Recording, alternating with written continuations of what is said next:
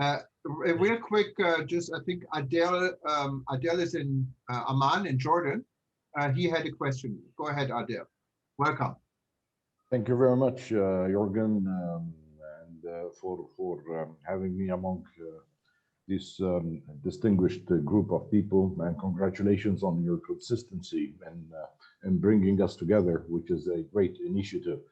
Um, just before jumping into my comments, I just wanted to pay a tribute to one of the pillars of tourism, not only in Jordan, but in the world, His Excellency Akel Belta, who passed away before a couple of days from COVID-19.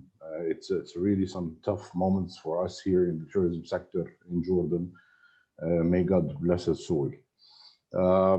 I believe that we are still in the middle of this crisis, and it will take us time. As Andrew mentioned, without the appropriate and effective vaccination for populations in order to create this social immunity, I believe that travel will still be not sufficient, especially that we need to create the assurance of safety for travelers as such.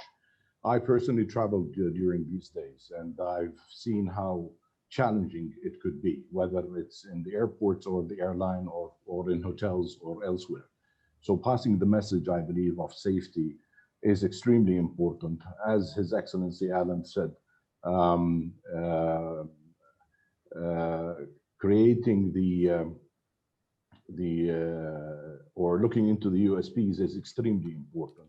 Yet, what is also important is creating these safety measures and the confidence in the travelers that they can travel safely once again. I think that this COVID-19 taught us many lessons. It definitely will change the way people will travel. But again, it could be an opportunity into looking into other experiences where people can hopefully enjoy in the near future. Regards from Jordan, wish you safety as always, and hope to see you soon again. Thank you, Jordan.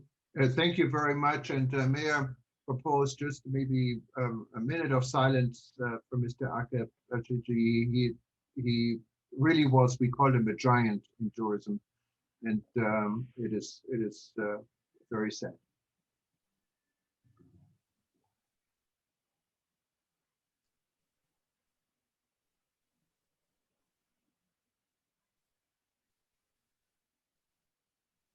Thank you very much.